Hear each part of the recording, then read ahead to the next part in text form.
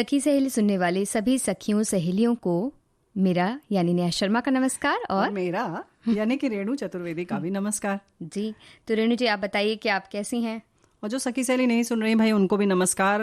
हो सकता है कल आपकी कोई सहेली बता देगी तुम्हें भी नमस्कार कहा था, तो जो हमारे भाई बंधु सुन रहे हैं उन्हें भी ढेर सारा नमस्कार जी। उन सभी को नमस्कार जो ये प्रोग्राम सुन रहे हैं और उनको भी जो ये नहीं सुन रहे हैं। बिल्कुल जी। और बहुत सारे लोग सुन रहे हैं क्योंकि आज बड़ा खास दिन है, अंतर्राष्ट्रीय नेत्रदान दिवस है, तो इसके बारे में बहुत अच्छी अच्छी बातें जो हैं वो तो बताएंगे ही हम, बिल्कुल, है ना। और हम सखी विशेष में महिला तबला वादक अबन मिस्त्री के बारे में भी बातें करने वाले हैं। क्या बात है। और हम घूमने चलेंगे आज अपने महाराष्ट्र में महाबलेश्वर। और अब घूमने फिरने जा रहे, बरसात की बातें भी आ रही हैं, तो मक्खी को दूर भगाने के भी कुछ उपाय तो हमें पता नहीं चाहिए। मतलब आम छीलना शुरू किया नहीं कि मक्खी आ जाती है। बिल्कुल। तो किन किन चीजों से भागे दूर मक्खी, इस पर चर्चा करेंगे। और घूमने चलेंगे तो जाहिर है कि तनाव लॉक हो जाएगा और खुशियां अनलॉक हो जाएंगी। तो घूमना बहुत जरूरी है। और हमारी जो बहनें जो हमारे अलग अलग क्षेत्र में आज वट सावित्री का कुछ पूजा किया है, उन्होंने पर्व मनाया जा रहा है, उन सबको हम ढेर सारी बधाई देते हैं ना। तो वट सावित्री के बारे में जो बातें की जाती है वो 2 बार मनाया जाता है। एक ऐसा त्योहार है, कह सकते हैं ना, जो अमावस्या को भी मनाया जाता है और कई जगह पूर्णिमा में मनाया जाता है। यानी कि जेठ मास की अमावस्या आज जो है, अमावस्या आज भी मना रहे हैं। और कुछ लोग, हमारे प्रांत के कुछ लोग जो हैं वो पूर्णिमा के दिन मनाएंगे। तो केवल बताया नहीं जाता है, इस दिन बड़ा बढ़िया बढ़िया खाना बनता है, पूड़ी बनती है, गुलगुला बनता है, और भी अलग अलग बनते होंगे कुछ कुछ व्यंजन। और उसके साथ वट वृक्ष की पूजा की जाती है, यानी बरगद के पेड़ की पूजा की जाती है। और बरगद के पेड़ के बारे में हम ये कह सकते हैं कि वो एक ऐसा कहते हैं ना, संयुक्त परिवार जब होता है तो उसमें भी हम कहते हैं जो बड़े बुजुर्ग होते हैं बरगद के पेड़ की तरह है, सबको जोड़े रखने वाला वो होता है पेड़। जी हाँ। और इसकी छाया बहुत घनी होती है क्योंकि बहुत विशाल होता है, और यही एक ऐसा है जो उसकी जड़ें फिर नीचे की ओर आती हैं, तो इसकी अपनी एक अलग विशेषता है, इसीलिए इसको शायद लगाते हैं। और बहुत सारी जगहों पर हमारी बहनें जो हैं उसके चारों तरफ मौली यानी कलावा उसको बांधती हैं और पति के दीर्घ आयु की कामना करती हैं। और वहां पर फिर वही पूड़ी गुलगुला बढ़िया बढ़िया पकवान, त्योहार है तो त्योहार में थोड़ी बहुत पूजा और बाकी पेट पूजा तो सारी होती रहनी चाहिए भैया। केवल लेकिन पेट पूजा नहीं नेहा, देखो वट वृक्ष की पूजा करने का मतलब ये है कि पहले तो हम उसे बोएंगे, लगाएंगे, उसकी देखभाल करेंगे, सींचेंगे उसको, फिर कोशिश करेंगे कि कटने ना पाए क्योंकि हमने उसकी पूजा की है ना। कितना अच्छा है, इसके पीछे जो प्रयोजन है या मंशा जो है वो कितनी खूबसूरत है। बिल्कुल, है ना। और कुछ नहीं तो आज की तारीख में अगर हमने नहीं भी बोया है तो ढूंढेंगे, तो तलाश करेंगे कि भाई कहाँ है बरगद का पेड़। और बरगद का पेड़ जहाँ होता है उसके आसपास भी वो छोटे छोटे पेड़ उग जाते हैं उसके कहीं ना कहीं, और अपनी जगह भी बना लेते हैं, और उनकी जड़ें इतनी मजबूत होती हैं कि मिट्टी को पकड़ के रखती है। बिल्कुल। और हम सब बड़े खुश रहते हैं क्योंकि पूजा करने के लिए जाते, कम से कम बरगद के पेड़ को सभी पहचानते हैं। हाँ, ये बात तो छोटे से लेकर बड़े तक।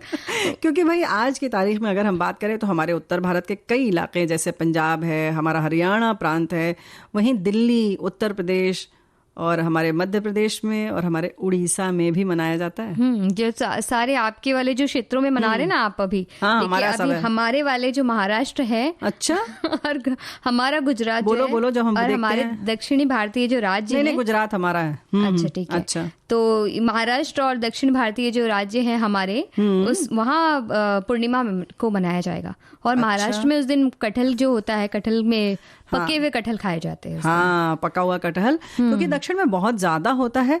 और खास बात कटहल की भी एक बड़ी मजेदार है ना, बिल्कुल जड़ तक लगा रहता है फल। ये ऐसा फल है, वैसे तो सब्जी खाई जाती है लेकिन ये फल के उसमें प्रजाति में आता है। और इसमें जो अंदर कोया होता है वो खाया जाता है। एक बात और है, जो तुमने अभी कहा ना कि हमारा प्रांत, हमने कहा गुजरात, लेकिन दक्षिण भारत के भी सारे हमारे राज्य हैं, महाराष्ट्र भी, क्योंकि 15 दिन बाद जब जेठ पूर्णिमा को जब ये मनाया जाएगा तो भाई हमें फिर से पकवान खाना होगा, पूड़ी खानी होगी, हलवा खाना होगा। आज वाले भी आपके और वो वाले भी आपके, तो हमारा सब मिला के हमारा ही है ना वो सब। बिल्कुल। तो जब बोलने की बात हो रही है तो क्यों ना अच्छी अच्छी बातें की जाए। और हमें तो भाई बोलने के लिए मना करना पड़ता है कि मत बोलो, थोड़ा रुक जाओ। और भाई ये जो है ना, तुम कह रही हो कि अच्छी अच्छी बातें बोली जाएं, अच्छी अच्छी बातें बोली जाएंगी तो मन खुश रहेगा।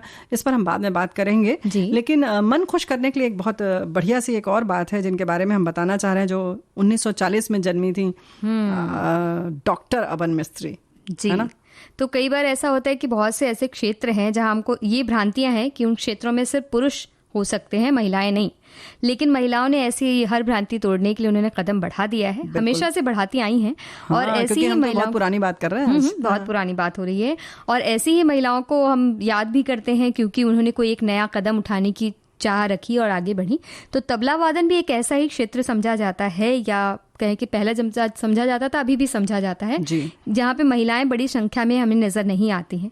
लेकिन अब ये दायरा थोड़ा थोड़ा सिमटने लगा है, क्योंकि इस क्षेत्र में एक उल्लेखनीय कदम रखा था जिन महिला ने, उनका नाम है डॉक्टर अबन मिस्त्री, यानी कि हम कह सकते हैं कि सबसे पहली रही होंगी, हो सकता है और रही हों, लेकिन जहां तक की जानकारी है कि उस समय अगर 1940 में जन्मी डॉक्टर अबन मिस्त्री ही एक ऐसी महिला हैं जिन्होंने तबला सीखने का मन उस समय बना लिया जब महिलाएं इस क्षेत्र के बारे में सोचती तक नहीं थी। वैसे तो आजकल भी बहुत कम सोचते हैं तबले के में।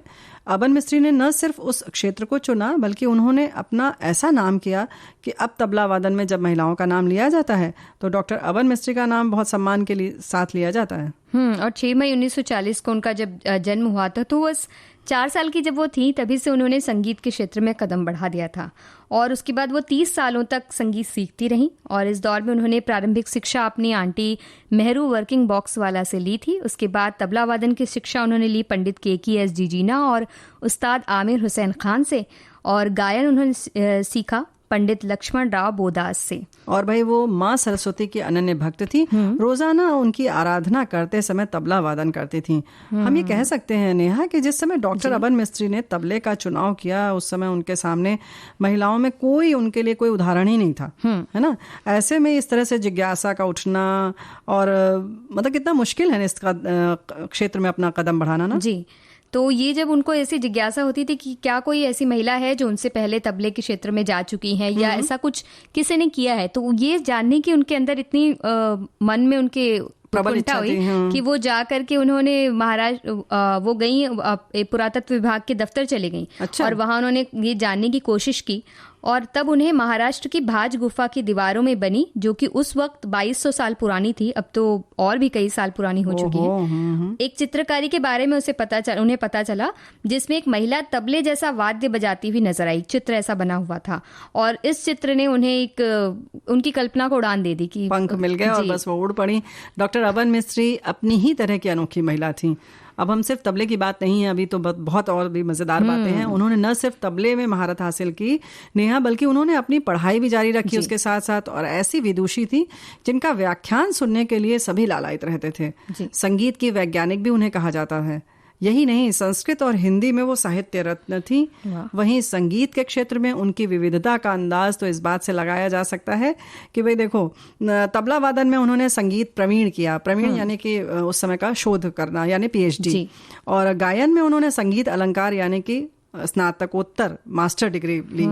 और सितार भी वो बजाती थी, संगीत में विशारद थी यानी ग्रेजुएट थी। तो इतनी सारी पढ़ाई उन्होंने की संगीत से संबंधित, और साथ ही साथ वो पखावज भी बजाया करती थी, और कथक नृत्यांगना भी थी। तो ये कह सकते हैं सोने पर सुहागा जो हम कहते हैं, बहुत कुछ था, बहुत कई सुहागे थे, है ना जी। तबला वादन के लिए वो सिर्फ देश में नहीं बल्कि विदेशों में भी जाती थी। और उन्हें विश्व की प्रथम पेशेवर महिला तबला वादक कहा जाता था। डॉक्टर अबन मिस्त्री ने उनकी एक खासियत ये थी कि उन्होंने किसी एक घराने को नहीं अपनाया था। उनकी अपनी एक शैली थी, और उसमें 4 घरानों के अंदाज की झलक मिलती थी, जैसे दिल्ली, फर्रुखाबाद और अजराबाद और बनारस घराना। इन सारे घरानों से के जो एक छाप थी वो मिला जुला के उनके तबला वादन में मिलती थी। तो एक नई शैली थी, उनकी नई शैली थी। और यूं कहें कि नेहा सिर्फ ऐसा नहीं है, एक नई शैली बनाना अपने आप में बड़ा मुश्किल है। यानी कि यूं समझो कि चारों घरानों में उन्हें महारत हासिल थी, तब वो कुछ कर सकी, है ना। जब तक कि आपको सारी विधाओं में महारत हासिल ना हो, पारंगत ना हो, तो आप कुछ नहीं कर सकते। तो ऐसी थी डॉक्टर अबन मिस्त्री। और उन्होंने खुद उल्लेख किया है कि अक्सर लोग उनके वादन को सुनने से ज्यादा ये देखने आते थे कि एक महिला कैसे तबला बजा रही है। सोचो कितनी मजेदार बात थी, है ना। क्योंकि वो तबला वादन कर रही है, लेकिन उनका वादन सुनने के बजाय ये सबके ध्यान में था कि महिला तबला कैसे बजा सकती है। और 1950 के दशक में जब वो शो किया करती थी, तो बहुत से कलाकारों को महिला वादक के साथ संगत करना अपनी शान के खिलाफ भी लगता था। और ऐसा जो व्यवहार उन्हें महिलाओं की ओर से भी उन्हें मिला करता था, महिलाएं भी इस बात को उतना स्वीकार नहीं कर पाती थी। और इन बातों से उन्हें एक प्रेरणा मिली, और उन्होंने अपने तबला वादन का एक रिकॉर्ड बनवाया और ऐसा करने वाली भी वो प्रथम महिला थी। क्या बात है भाई। यहाँ पर ऐसा लगता है कि आप जो चीज़, जैसे अभी हम आगे वैसे तो बात करेंगे उस पर विस्तार से, लेकिन यहाँ पर उसकी चर्चा कर लेते हैं कि जैसे कि हम तनाव को किस तरह से लॉक करके किनारे कर दें। उन्होंने उस तनाव को, यानी कि जो लोग ईर्ष्या करते थे, अगर उससे तनावग्रस्त होती तो ये खुशी उन्हें हासिल न होती। और ये जो कहना चाहिए कि एक प्रथम महिला जो पेशेवर उन्होंने अपना एक रिकॉर्ड निकलवाया, वैसी न बन पाती। और उन्हें प्रेरणा लेकर वो आगे बढ़ गई, उससे बजाय उससे आलोचनाओं से परेशान होने के वो आगे बढ़ गई। और उन्होंने कुछ किताबें भी लिखी थी। संगीत परवीन शोध जो वो कर रही थी उसको पुस्तक के रूप में ढालते हुए उन्होंने तबला और पखावज के घराने एवं परंपराएं इस पुस्तक की रचना की और इसे कई संगीत विद्यालयों में शामिल किया गया पाठ्यक्रम में। और इसके अलावा उनकी पुस्तक है तबले की बंदिश। उसके अलावा कई शोध पत्र, आलेख, कॉलम वो लिखती रही। और अपने गुरु पंडित केकी एस जिजिना के साथ उन्होंने 19 अक्टूबर 1961 में स्वर साधना समिति की स्थापना की, जिनके द्वारा भारतीय शास्त्रीय संगीत से संबंधित कई आयोजन किए जाते हैं। बिल्कुल। और 30 सितंबर 2012 को अबन मिस्त्री अपनी ढेर सारी उपलब्धियों के साथ अपना नाम अमर कर गई।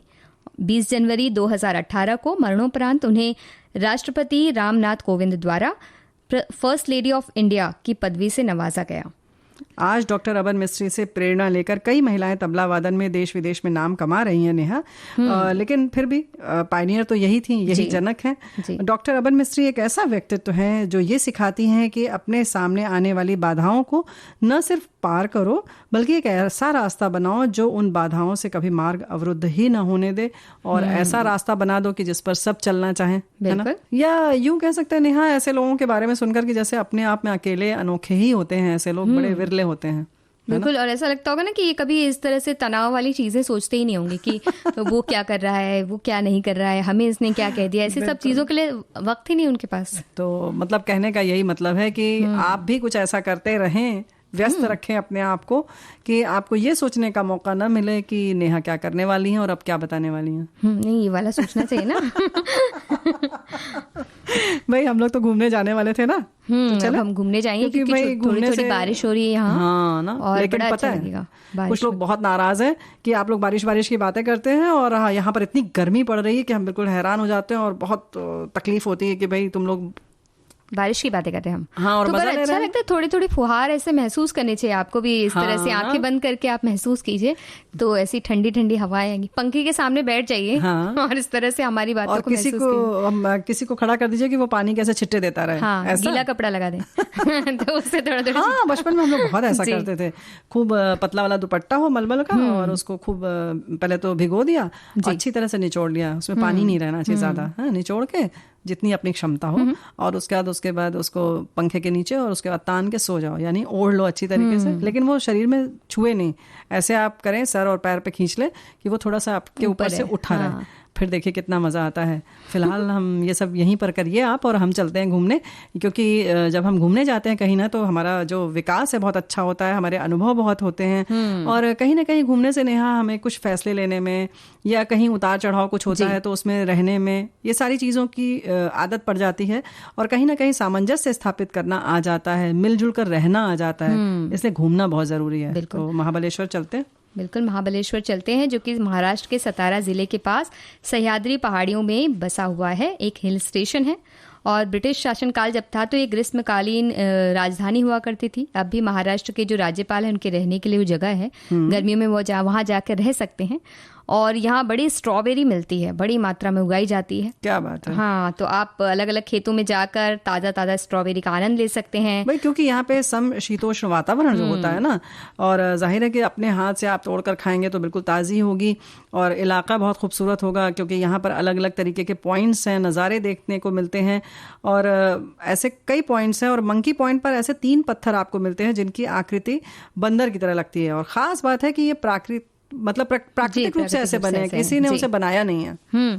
और नीडल पॉइंट जो यहाँ पर है, वहाँ पर चट्टानों के बीच में उसी तरह से छेद नजर आता है जैसे सुई में होता है, इसलिए इसका नाम नीडल पॉइंट है। और एलिफेंट पॉइंट में आपको एक गज आकृति दिखती है, यानी हाथी के जैसा ऐसा लगता है, हाथी वहाँ खड़ा है, उसकी सूंड है, सब कुछ नजर आता है।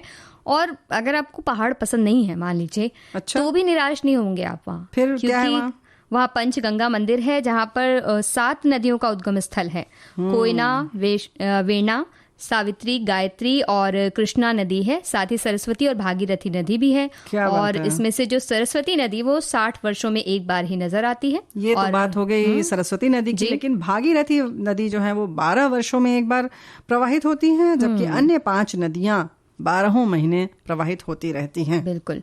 और पॉइंट की जो हम बात करें तो सबसे ऊंचा पॉइंट है सिंडोला, और यहाँ की खासियत ये है कि यहाँ सूर्योदय भी आप देख सकते हैं, सूर्यास्त भी देख सकते हैं। क्या बात है। और ये एकमात्र ऐसा पॉइंट है जहाँ दोनों चीजें आप देख सकते हैं आराम से। और नदियों के अलावा नेहा, यहाँ महाबलेश्वर में एक बांध भी है जिसका नाम है धूम बांध।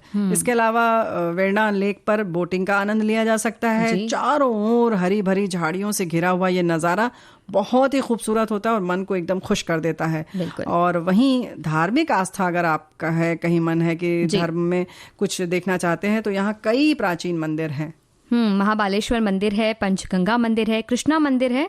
और कृष्णा मंदिर में कृष्णा नदी की पूजा होती है। यहाँ से कृष्णा खाड़ी नजर आती है और काले पत्थरों से जो मंदिर बना है इसको देखते ही बड़ा अच्छा लगता है, क्योंकि सामने आसमान खुला है, नीला आसमान और बीच में काला मंदिर है। बड़ा सुंदर लगता है ये मंदिर भी। और वहां तक जाने का जो रास्ता है, मान लीजिए आपको मंदिर और ये सारी चीजें भी नहीं लुभा पा रही हैं, तो आप अगर वहां जाते हैं तो जाने का जो रास्ता है, क्योंकि पहाड़ीदार रास्ता है, घुमावदार रास्ता, आप आराम से जाते हैं।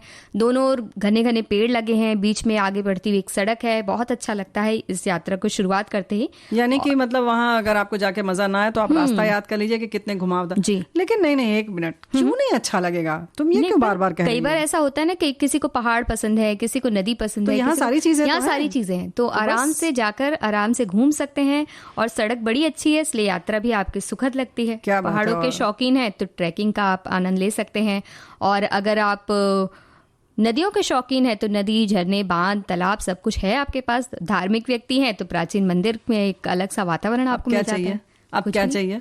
नहीं, अभी भी कुछ बाकी है। कई जैसे होते कई जिनको ऐतिहासिक स्थान पसंद होते हैं। हाँ, ये बात तो है। तो यहाँ शिवाजी का किला भी है, प्रतापगढ़ का किला है, वहां जा सकते हैं आप, तो आपको वो आनंद भी मिल जाएगा। और अगर हमें बाजार करना हो तो बाजार भी है, रोड की दोनों ओर मार्केट लगे होते हैं, वहां से सामान आप ले सकते हैं। और ठंड के दिनों में जब ताजे ताजे गाजर वहां होते हैं, लाल मूली जब बाजार मिलती है, स्ट्रॉबेरी मिलती है, बड़ी अच्छी लगती है। अगर हम तो ये कहेंगे अगर स्ट्रॉबेरी आपको खाना अच्छा नहीं लगता है तो भी अच्छा आप वहाँ पर एक बार खाइए, क्योंकि वो अलग ही एक आनंद देता है। हाँ, ये बात तो है, क्योंकि वहाँ उपजाऊ होती है, उपज होती है उसकी, वहाँ का उत्पादन है, तो जाहिर है ताजी ताजी जब आप स्ट्रॉबेरी खाएंगे तो आपको जरूर अच्छा लगेगा।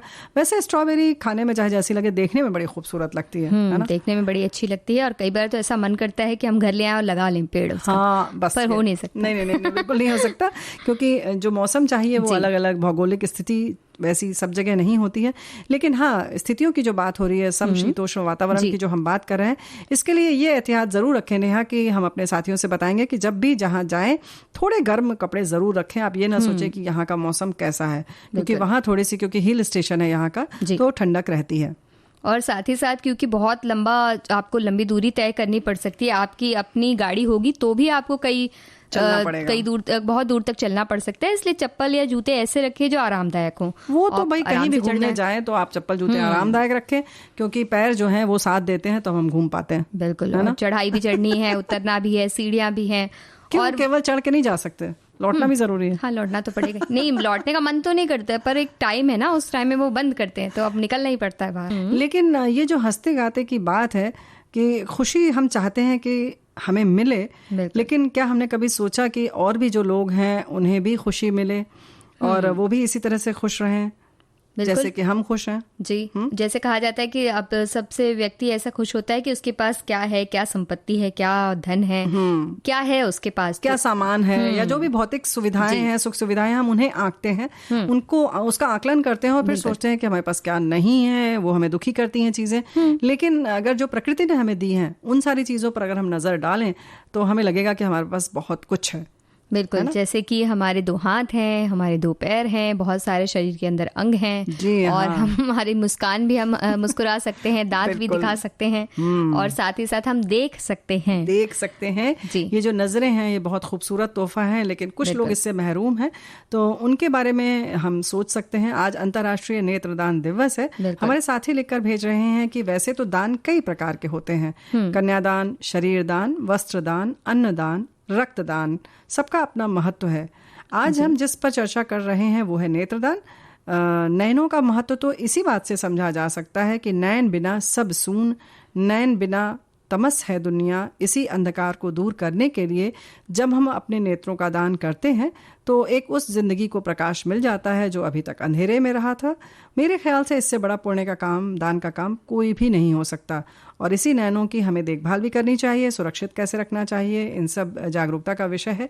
तो ये बात बहुत अच्छी है। लेकिन जो इन्होंने कहा कि एक ऐसा नहीं है, मतलब अगर एक व्यक्ति दान देता है तो बड़ी खास बात यह है कि 2 व्यक्ति के जीवन में प्रकाश आ जाता है, उसे दिखाई देने लगता है। बिल्कुल, क्योंकि अगर उनके नेत्र की जो मेनली जो कह सकते हैं कार्निया जो होता है वही दान किया जाता है, और उससे कई लोगों की जीवन, मतलब 2 लोगों की भी अगर उनकी आंखों में वो इस्तेमाल किया जा सकता है, किया जाता ही है। क्योंकि जैसे अगर, क्योंकि हमारे यहाँ अभी भी आपको जानकारी होगी कि जितनी जरूरत है उससे ज्यादा उतना भी नेत्रदान नहीं मिल रहा है। जितने जो लोग प्रज्ञाचक्षु लोग हैं वो पूर्ति नहीं हो पा रही है। तो इसलिए एक व्यक्ति जिसके पास आंख नहीं है उन्हें एक आंख लगाई जाती है ताकि वो देख सकें। तो ये जो है नेत्रदान, इसका विशेष महत्व है। जैसा कि आपने कहा कि सब दान से बढ़ा है, तो इसका हमें ध्यान रखना चाहिए। और इसके लिए वही है कि मृत्यु के कुछ घंटे के अंदर ही ज़रूरतमंद को दिया जाता है, और डॉक्टर आकर जिसकी मतलब शरीर जा चुका है, छोड़ चुका है, उसकी आंखों को निकालते हैं, कॉर्निया को, और उसको एक सही जगह पर रख लेते हैं। और उसके बाद जैसे कि वहाँ पर एक बैंक होता है, वहाँ उसे रखा जाता है।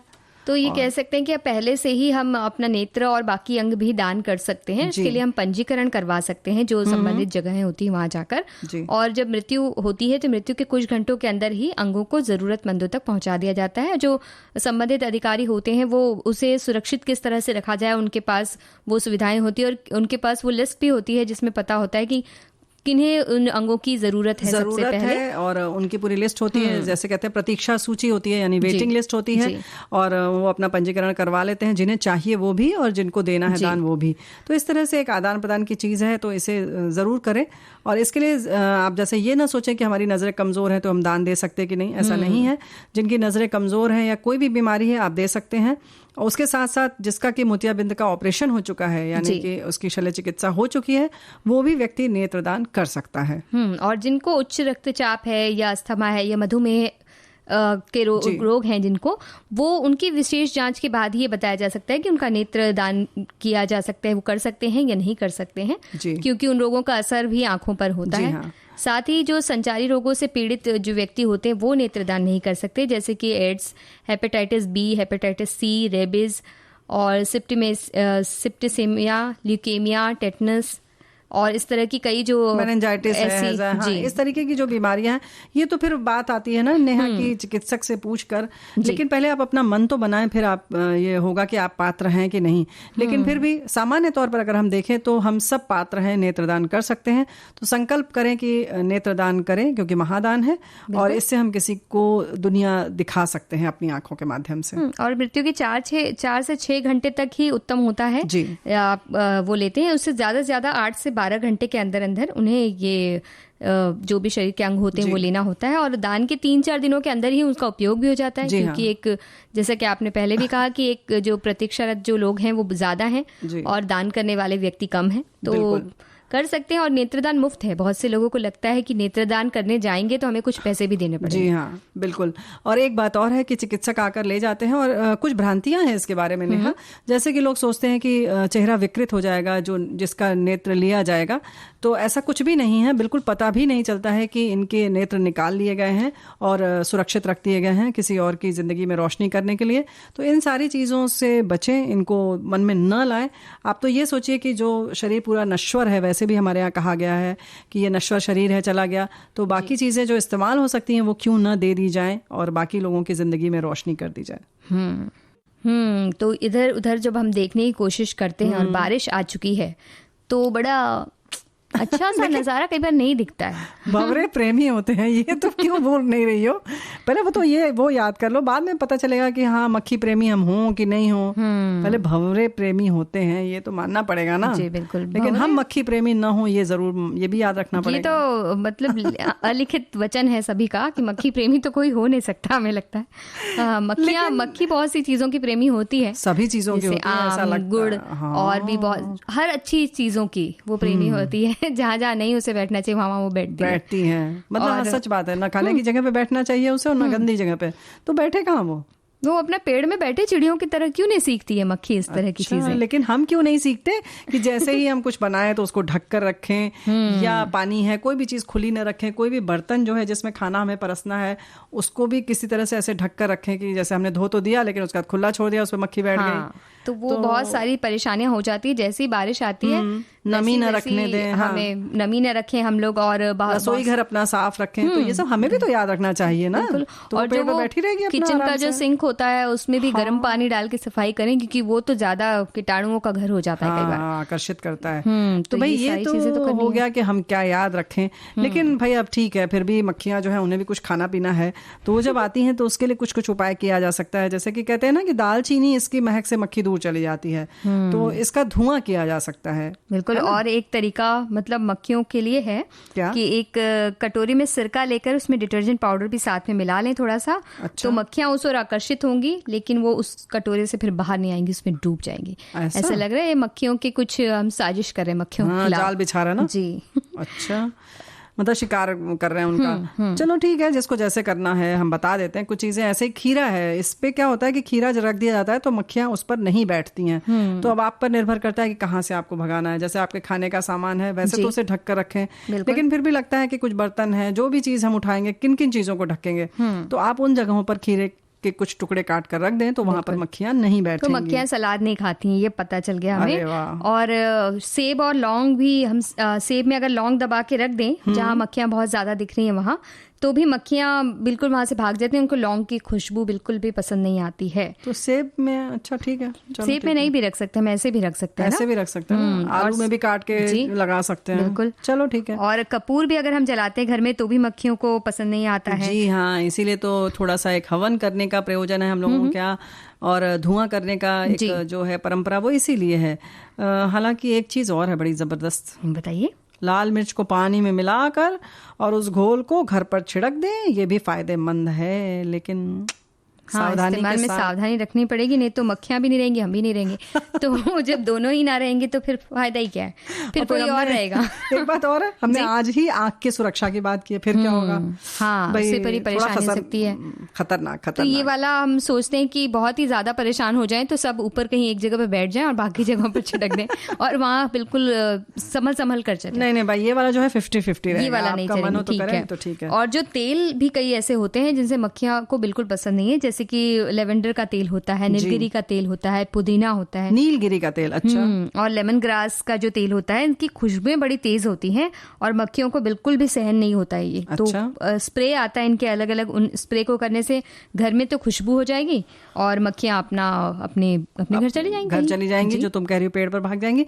लेमन ग्रास जो जैसे कि बहुत, इसके लिए जरूर कहना चाहेंगे नेहा, बहुत आसानी से लग जाता है, इसे लगाएं और इसकी पत्तियों को अगर आप पानी में खूब भिगो दें और इसका आप खुद अर्क तैयार कर लें, यानी पानी उसका कर लें और 2-3 कटोरियों में जगह जगह आप घर में रख देंगी तो वैसे भी भाग जाएंगी। तो जरूरी नहीं कि आप उसे बाहर से खरीदें। बिल्कुल, तो ये भी हम एक काम कर सकते हैं और साथ ही उसकी जो चाय वगैरह में हम डाल के पी भी सकते हैं उसको, तो बड़ा अच्छा लगता है। वो तो है, लेकिन अभी हमने कहा कि चलो अंदर के कीटाणु भी मर जाएंगे तो साथ में लौंग के तेल को अगर नारियल के तेल के साथ मिला के आप शरीर में लगाते हैं तो भी मक्खियां आपसे मक्खी मच्छर दूर रहते हैं, ऐसा भी कहा जाता है। तो ये बहुत मुफीद चीज है।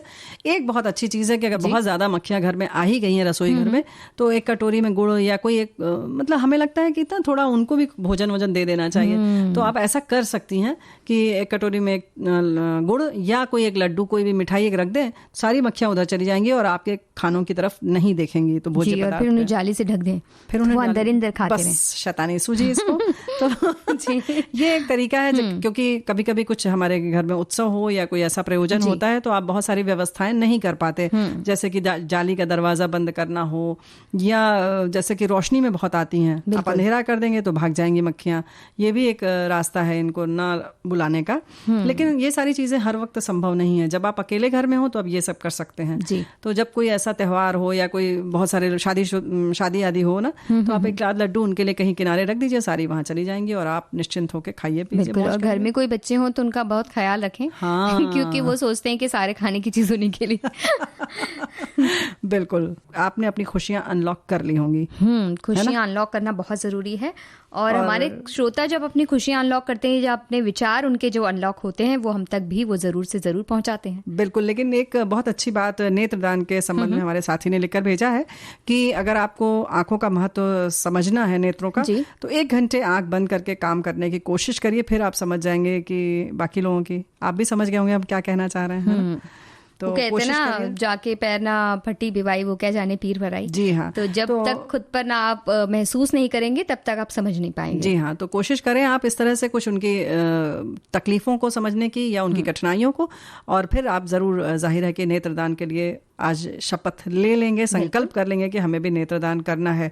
और खुशियों की जहाँ तक बात है, हमें लगता है कहीं ना कहीं आपको इससे ज़रूर खुशी मिलेगी। दान ऐसी चीज़ है। और आज हम बात कर रहे हैं, हमारे साथी लिखकर भेज रहे हैं, महत्वपूर्ण विषय तनाव, लॉक, खुशी, ये अनलॉक करना। यानी आजकल स्ट्रेस ये एक बहुत बड़ी समस्या है और उसका मानसिक स्वास्थ्य पर बहुत ख़राब असर पड़ता है। इसलिए तनावों को लॉक करना ज़रूरी है। हंसते खेलते रहो, अपनी समस्या अपने पास शेयर करो, तनाव अपने आप लॉक हो जाएगा। तनाव खत्म करने के लिए संगीत यानी मनोरंजन के लिए देश की सुरीली धड़कन विविध भारती के सखी सहेली या कुछ बातें कुछ गीत प्रोग्राम सुनो, तनाव लॉक हो जाएगा और खुशियां अनलॉक हो जाएंगी। बिल्कुल। तो और तनाव लॉक करने के भी अपने अपने तरीके हैं सभी के, कि कोई संगीत सुनता है, कोई कुछ लिखता है, या कभी कोई थोड़ी देर शांति से बैठना भी चाहता है, या कोई किसी से बातें करना चाहता है। तो जो भी आपका तरीका है, तो पहले तो आप उसे पता कीजिए कि कौन सा ऐसा तरीका है जिससे आपका तनाव लॉक हो जाता है और आपकी खुशियां जो होती हैं वो आपके आसपास बिखर जाती हैं। तो बस उन्हें पता कीजिए, तो भी अपने आप काम बन जाएगा, क्योंकि सबके अलग अलग तरीके होते हैं। हाँ बिल्कुल, ये बात तो है। ये तो होगी तरीके की बात, लेकिन वहीं कुछ जैसे स्थिति कोई भी है, परिस्थिति है, हमारे आसपास जो भी वातावरण है, ये हमारे ऊपर निर्भर करता है कि हम उसको किस तरह से स्वीकार करते हैं, या हम उस पर कैसी अपनी प्रतिक्रिया देते हैं, या किस तरह से उसको हम रोचक बना सकते हैं। ये हमारे ऊपर भी निर्भर करता है। हो सकता है वो स्थिति आपके लिए बहुत दुखदाई हो और हम उसको अपने ढंग से एंजॉय करें और उसका मजा लें। बिल्कुल। और कई बार ऐसा भी होता है कि बहुत सारी चीजें ऐसी हो चुकी होती हैं जिनके बारे में आप तनाव भी ले लें तो भी आप उसका कुछ नहीं कर सकते। तो उसे स्वीकार कर लीजिए। बहुत से लोगों का व्यवहार अगर आपको पसंद नहीं आता है तो आपको कहीं ना कहीं ये स्वीकार करना पड़ेगा कि आप स्वयं को ही बदल सकते हैं, आप दूसरों को ज्यादा नहीं बदल सकते। जी हाँ, ये थोड़ा बहुत बदलने की कोशिश कर सकते, पर उसमें भी आपका तनाव बढ़ सकता है अगर वो व्यक्ति उस तरह से ना बदले। उसकी बजाय आप बदल जाइए थोड़ा, तो वो आसान है थोड़ा ज्यादा। कि आपको अपने ऊपर भरोसा रखना होगा कि आप अपने आप में किस तरह से उसके प्रति आप रिएक्ट करते हैं, प्रतिक्रिया देते हैं, या आप खुद को बदल सकते हैं। मतलब बात तो वही हो गई ना नेहा, हम नहीं खुद बदल सकते लेकिन आपको बदल सकते हैं। सोचिए कितनी क्षमता है हमारे अंदर, कभी सोचा है? दूसरों को हम बदल सकते हैं और हम पूरी कोशिश कर देते हैं, इतनी कोशिशें करते हैं हम दूसरों को बदलने की। अगर उससे आधी क्या कहते हैं, हम उससे चौथाई कोशिश भी करें तो हम खुद बदल जाएं और बड़े आसानी से खुशी खुशी रहें। जी हाँ, और हमें लगता है कहीं ना कहीं खुशियां अनलॉक करने के लिए बहुत जरूरी है।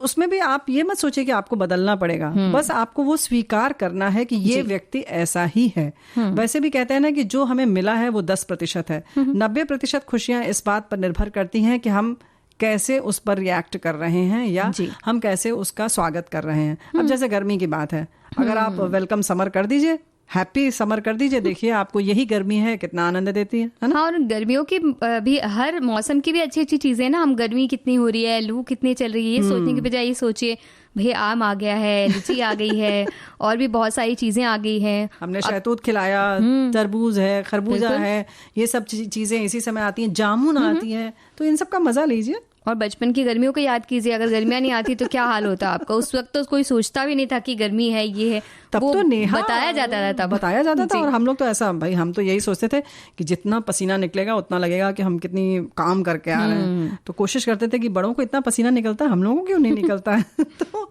कुछ कुछ चीजें होती हैं, आप अपने बचपन को याद करके भी अपनी खुशियां अनलॉक कर सकते हैं।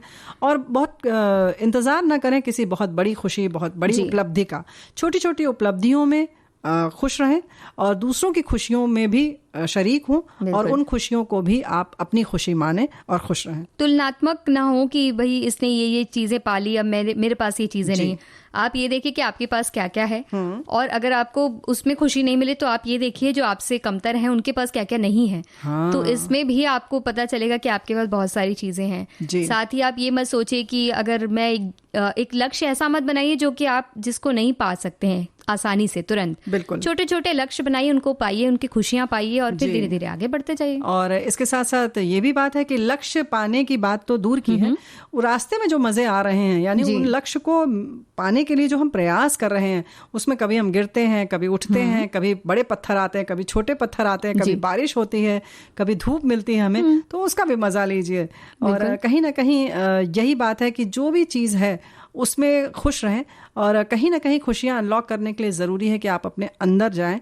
तो आपको जब हम किसी स्थिति या स्थान से या किसी वस्तु से या किसी व्यक्ति के मिलने से खुश होते हैं, तो जैसे ही वो हटती है तो हम फिर दुखी हो जाते हैं। तो बेहतर है कि आप अपने आप में खुश रहने की कोशिश करें। बिल्कुल। तो जब आप अपना साथ पालेंगे, अपने साथ खुश रहने लगेंगे, तो जो बाकी चीजें जो अच्छी मिलेंगी, जो परिस्थितियां अच्छी होंगी, उनसे आपको डबल खुशी मिलेगी। और अगर वो नहीं मिल रही है तो आपको आपकी जो सिंगल खुशियां जो हैं वो तो आपके पास ही रहेंगी। और अपने पास बैठने के लिए किसी की जरूरत नहीं पड़ती है। जैसे तुमने कहा, जब हम अपने आप को पालेंगे तो पाने के लिए आप तो अपने पास है ही, उसके लिए भी आपको कुछ करना नहीं है। तो इसी तरह से हम तो यही कहेंगे आपसे कि खुश रहें, खुशियां आपके आसपास रहें।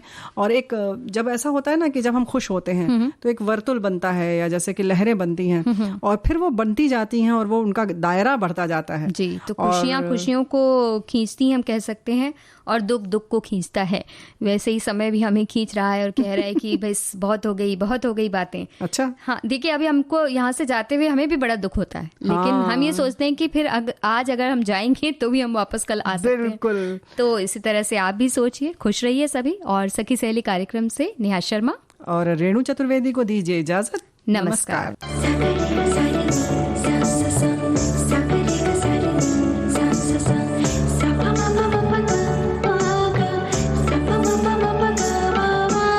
सखी सहेली।